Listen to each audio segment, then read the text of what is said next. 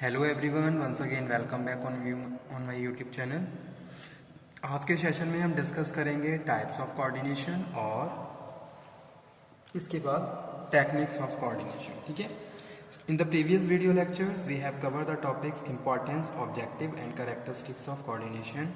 In that topics if you have any problem then you can again discuss. Okay, so start types of coordination. Types of coordination classify in two parts: internal coordination and external coordination.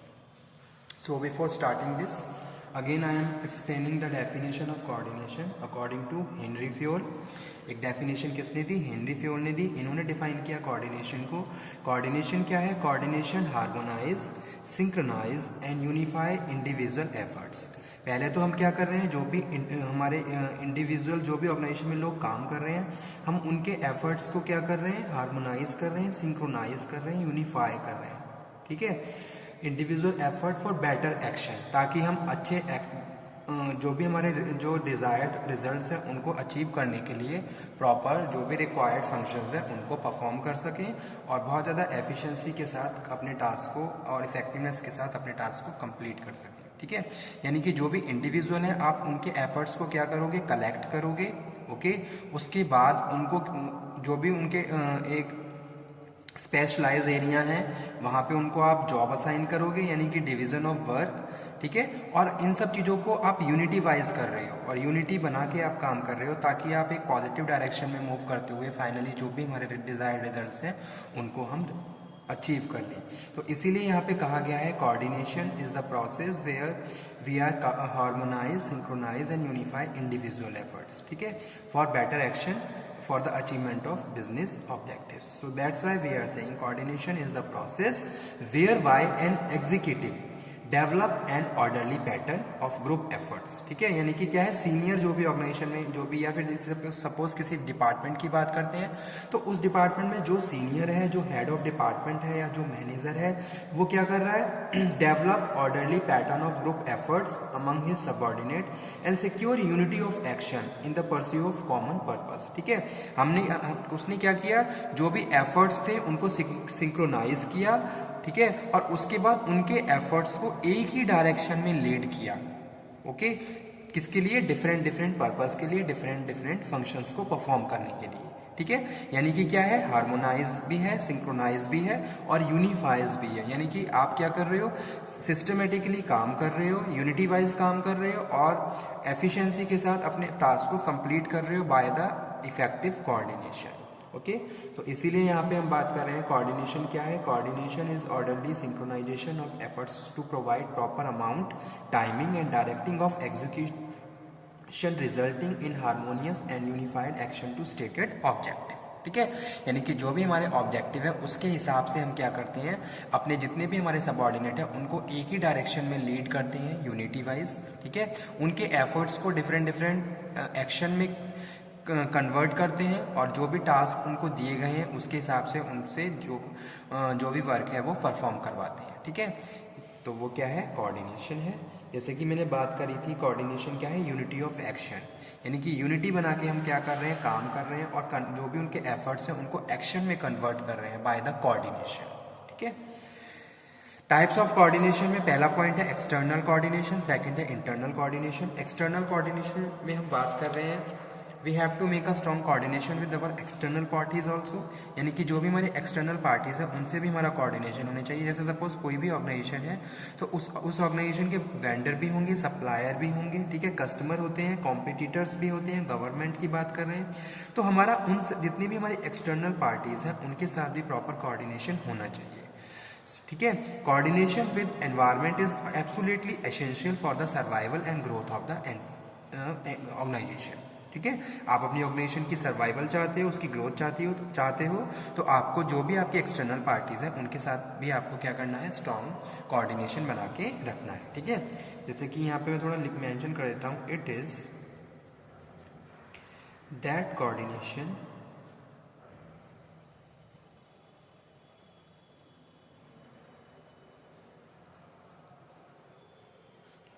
which is secured by an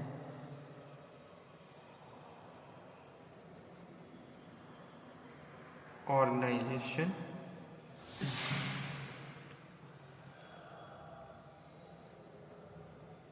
from different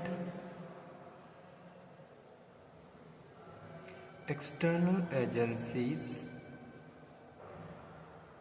like shareholders, customers, dealers, competitors,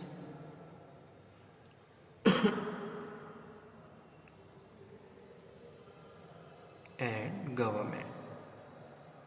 ठीक है, तो जो भी हमारे external parties हैं उनसे भी हमारा मतलब कि प्रॉपर कोऑर्डिनेशन होना चाहिए, तभी हम क्या कर सकते हैं, जो भी हमारे एक्सटर्नल फंक्शंस हैं इन पार्टीज़ के साथ उनको इफेक्टिवली परफॉर्म कर सकते हैं और अपने ऑर्गेनाइजेशन के जो भी डिजायर्ड रिजल्ट्स हैं उनको अचीव कर सकते हैं। ठीक है, सेकंड वन यहाँ पे हम बात कर रहे हैं इंटरनल कोऑर्डिनेशन की। तो इंटरनल कोऑर्डिनेशन में हम बात कर रहे हैं it is the coordination which is affected between the different departments और पर्सन। ठीक है, तो यहाँ पे हम बात कर रहे हैं विच इज़ इफेक्टेड, यानी कि इंटरनल ऑर्गेनाइजेशन की बात कर रहे हैं और यहाँ पे हम डिफरेंट डिपार्टमेंट्स की बात कर रहे हैं। ठीक है, डिफरेंट ग्रुप्स की बात कर रहे हैं। It is that coordination which is effected between the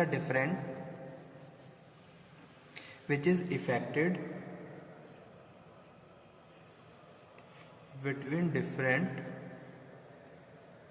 department and person within the organization, जैसा कि अभी मैंने बताया था within the organization. Okay, internal coordination can be further classified into following categories. First one है vertical. ठीक है, तो जो इंटरनल कोऑर्डिनेशन है इसको हमने अगेन क्लासिफाई किया है, तो इसमें फर्स्ट वन है वर्टिकल कोऑर्डिनेशन। वर्टिकल कोऑर्डिनेशन में हम बात कर रहे हैं in an organization there are different levels. It is necessary to have coordination between these different levels also. जैसा कि हमने अर्लियर लेक्चर में डिस्कस किया है कि भी ऑर्गेनाइजेशन में जितने भी लेवल हैं, चाहे टॉप है, चाहे मिडल है, चाहे लोअर है, तीनों ही लेवल पे क्या है, कोऑर्डिनेशन रिक्वायर्ड है। ठीक है, और इनका आपस में भी क्या है, कोऑर्डिनेशन होना चाहिए, जैसे टॉप का मिडल के साथ, मिडल का लोअर के साथ। ओके, तो वो चीज़ यहाँ पे हम बात कर रहे हैं। The marketing manager and the sales supervisor should have the coordination for the effective performance of the marketing department. ठीक है, यानी कि जो मार्केटिंग मैनेजर है, एक क्या है मैनेजर पोजीशन है, दूसरा क्या है सुपरवाइजर है, तो उनके बीच भी आपस में क्या है कोऑर्डिनेशन होना चाहिए। जैसे कि मिडिल पे एग्जिस्ट करता है मैनेजर जो कि मार्केटिंग डिपार्टमेंट से है, और लोअर पे हम यहाँ पे कह सकते हैं बात ऐसे एज अ कि भी जो सुपरवाइजर है वो क्या है, सेल्स सुपरवाइजर है जो इस लोअर लेवल से बिलोंग करता है, तो दोनों में आपस में भी क्या है कोऑर्डिनेशन होना चाहिए। तो इस तरीके के कोऑर्डिनेशन को हम वर्टिकल कोऑर्डिनेशन कहते हैं। ओके, यानी कि डिफरेंट पोजीशन पे अगर हम कोऑर्डिनेशन की बात करें कि एक मैनेजर है, दूसरा सुपरवाइजर है, तो उनके बीच अगर कोऑर्डिनेशन की बात कर रहे हैं तो उसको हम वर्टिकल कोऑर्डिनेशन बोलते हैं। ठीक है, the marketing manager and sales supervisor हैं एक ही डिपार्टमेंट से। ठीक है, लेकिन डिफरेंट पोजीशन को बिलोंग करते हैं, एक मैनेजर है, दूसरा सुपरवाइजर है। The marketing manager and the sales supervisor should have coordination for the effective performance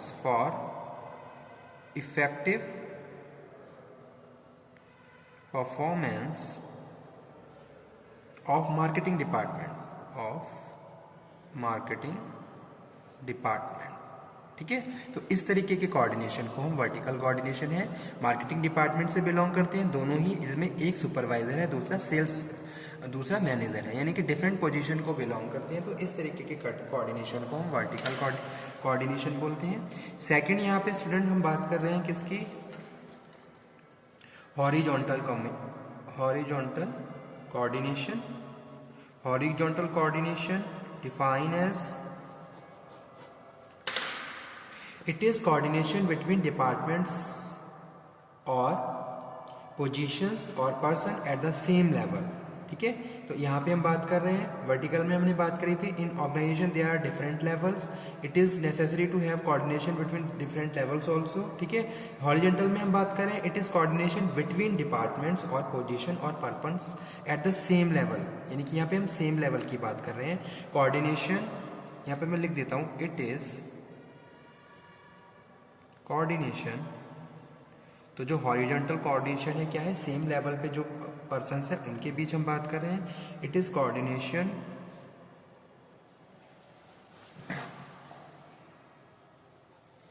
between, it is the coordination between departments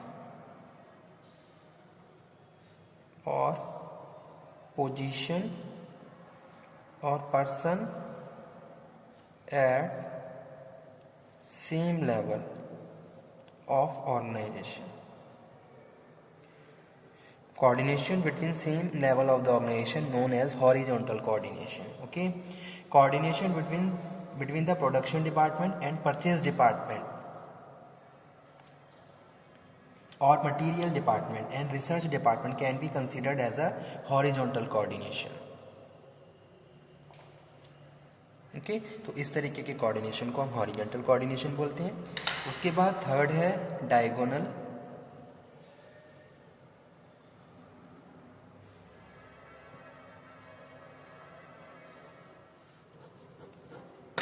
ठीक है, जैसे हॉरिजॉन्टल में हम बात कर रहे हैं किसके बीच, it is the coordination between the departments और position at the same level. जैसे कि यहाँ पे हमने बात करी किसकी, परचेज डिपार्टमेंट यानी कि परचेज मैनेजर, प्रोडक्शन मैनेजर और रिसर्च मैनेजर, तो उनके बीच आपस में जो कोऑर्डिनेशन है उसको हम क्या बोल रहे हैं, हॉरिजॉन्टल कोऑर्डिनेशन बोल रहे हैं, यानी कि सेम लेवल पे। डायगोनल कोऑर्डिनेशन में हम बात करें in large organization where there will not much proximity in the working arrangement there is a greater necessary for coordination, such coordination is better known as diagonal coordination. ठीक है, तो जो अगर हम बड़ी ऑर्गेनाइजेशन की बात करें तो आपस में क्या है, सभी लोगों के बीच जितने भी पोजीशन होल्डर्स हैं सबके बीच कोऑर्डिनेशन होना चाहिए, तो वो हम बात कर रहे हैं in large organization where there will not much proximity in the working arrangements there is a greater necessity for coordination, such coordination is better known as diagonal coordination.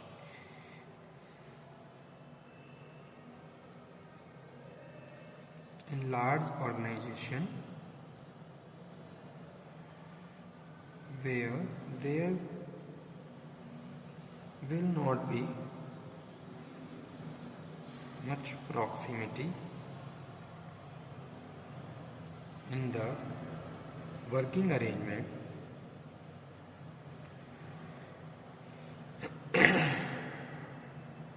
there is greater necessity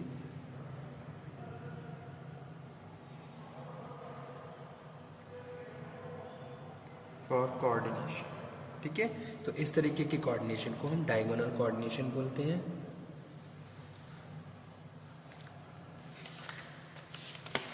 after that we are moving on to techniques of coordination.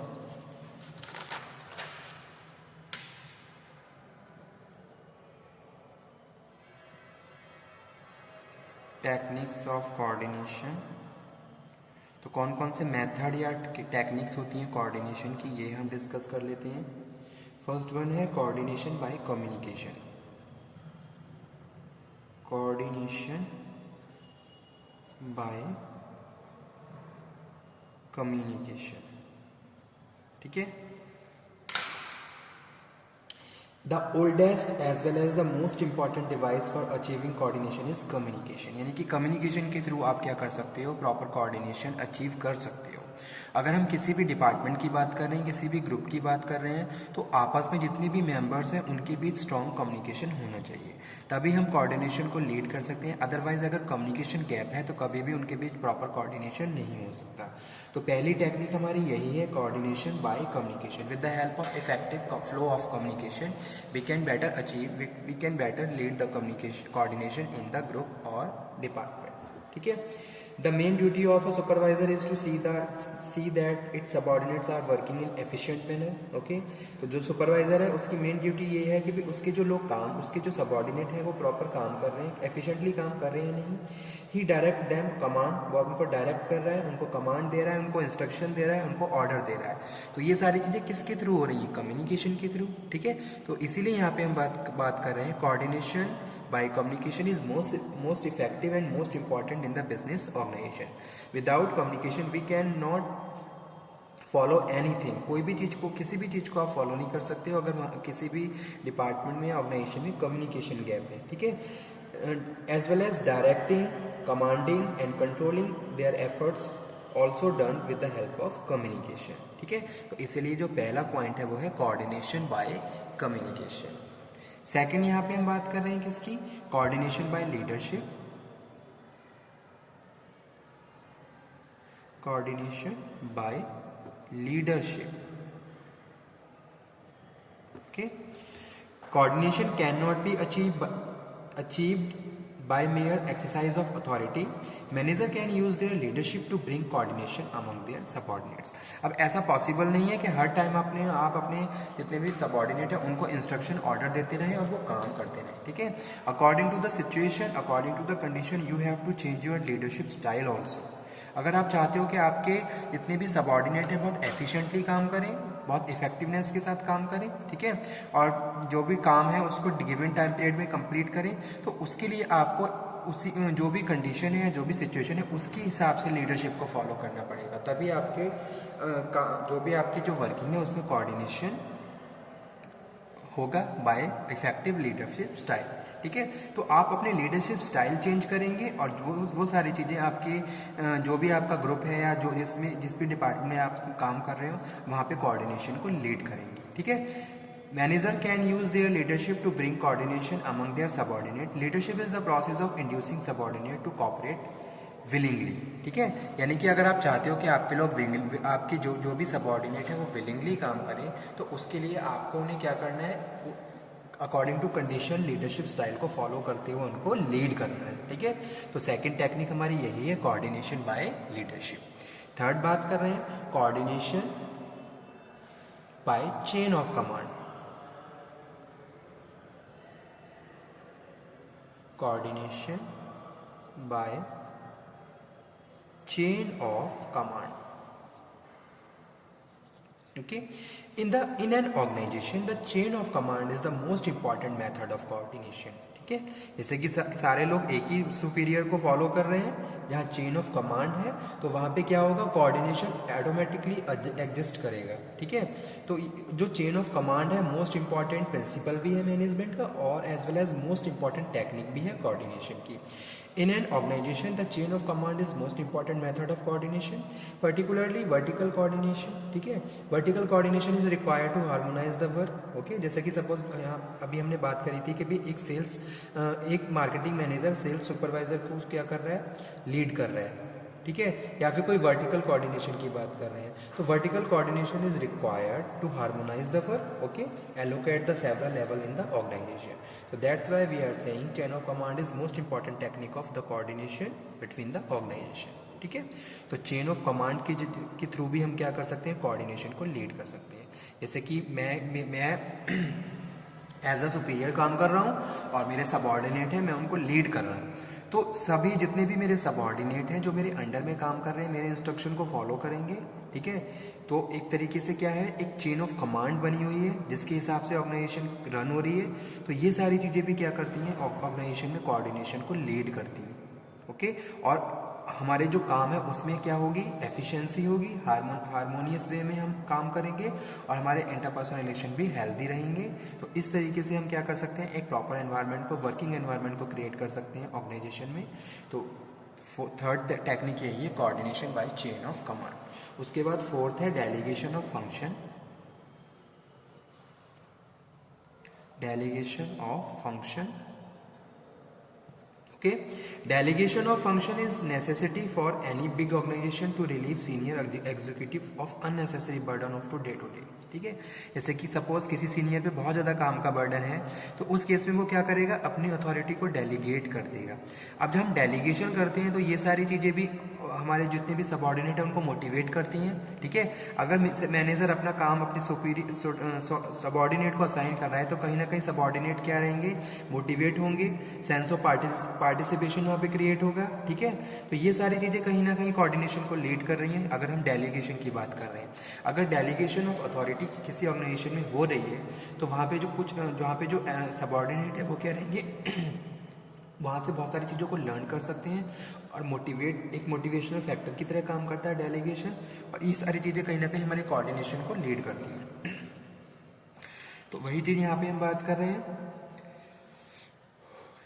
उसके बाद fourth principle है self coordination.